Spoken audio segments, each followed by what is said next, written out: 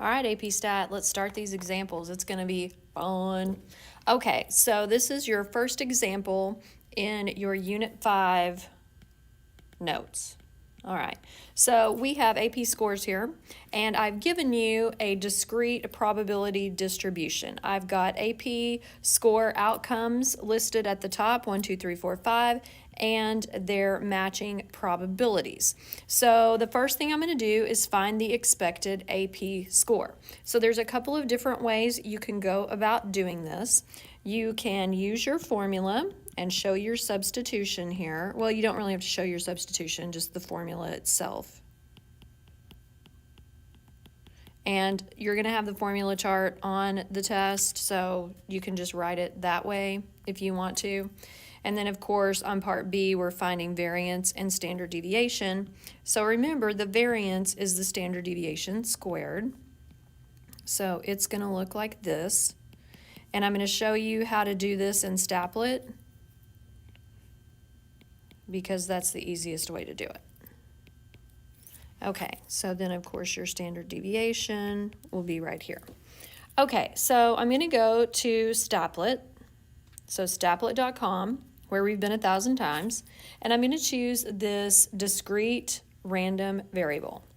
So the variable name for this particular situation, AP scores. Okay, and I'm going to put my values in here. So I've got 1, and then 2, and then I'm going to add 1. Oh. I just love it when things work out exactly as I want them to. I'm okay, kids. It's fine. All right, so my probabilities now I'm going to enter in. You know what? I'm going to put the pencil up, and maybe that will make it easier. Okay, so for 1, I've got 0.05. For 2, I've got 0.1. For 3, I've got 0.4. I know you can read and that you already know how to do this, but it's more fun when I narrate. Okay, so begin analysis, life is good. You're always going to get a histogram with these. And then, of course, they show you the mean and standard deviation right under here at summary statistics. So I am going to go back to my notes, and I am just going to fill in this information. So 3.5 is what I got for the mean. And for the standard deviation, I got 1.118.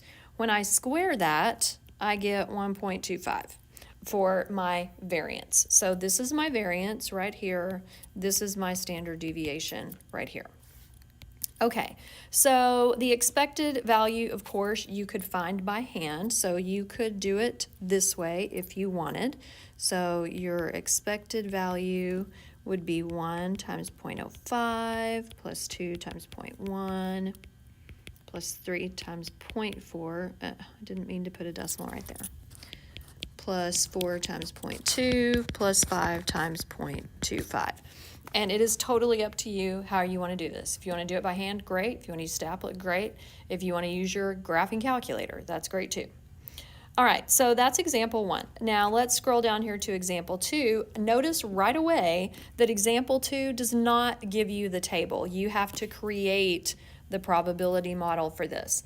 So let's work on this. This is where your skills from the last unit of probability are going to help you. So we have a litter of 7 kittens. 3 are female. That means 4 are male. You're going to pick 2 kittens at random. We're creating a probability model for the number of male kittens. So I'm going to define X.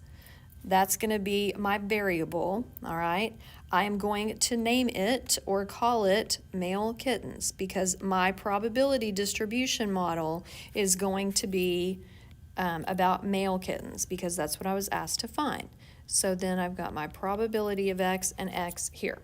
Well, when I'm choosing 2 kittens at random, I need to think about how many of them can be male kittens. That's what's going to fill up the X row in my distribution. So if I pick 2 kittens, well, They could both be female, which means neither one of them are male. One of the two could be a male, or both of them could be male kittens. So those are the outcomes that are possible here. So now I need to find the probabilities. Well, when I'm talking about 0 male kittens, that means I've got a female and another female. So the probability one of the kittens will be a female, since there are 3 females out of 7, this would be 3 over 7 times 2 over 6, because once you've taken one of the females out, there's one fewer now. So when I multiply this, I get 6 over 42. So that's going to be the probability for 0 male kittens. Okay, now let's look at 1 male kitten. This could happen as a male-female, or the female first and then the male. So we need to take both of these scenarios into account.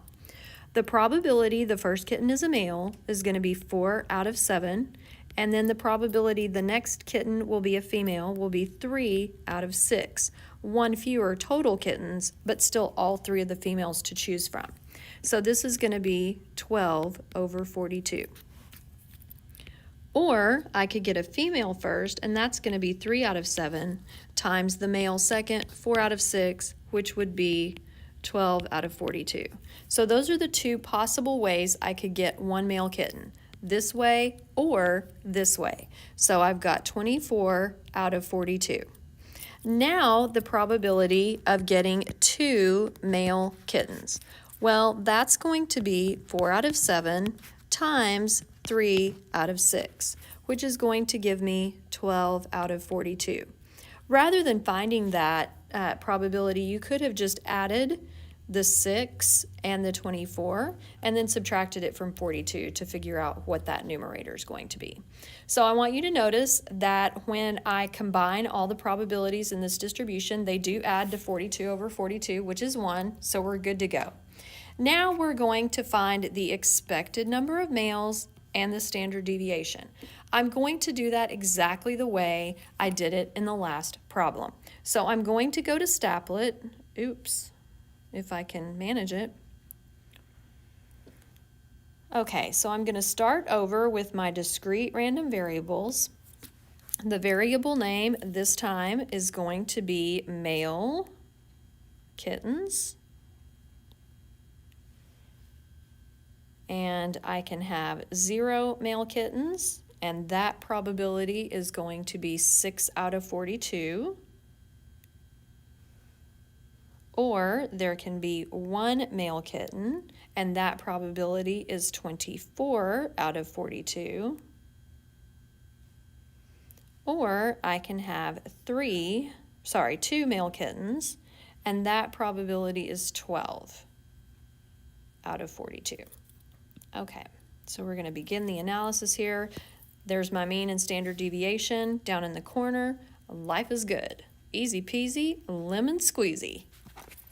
All right, so the expected value, and I'm just communicating about this. That's why I'm writing the formula each time, because I'm doing a good job of showing where it's coming from, that I recognize that it's the mean, or the weighted mean, I should say. And then, of course, my standard deviation is the square root of this monster here.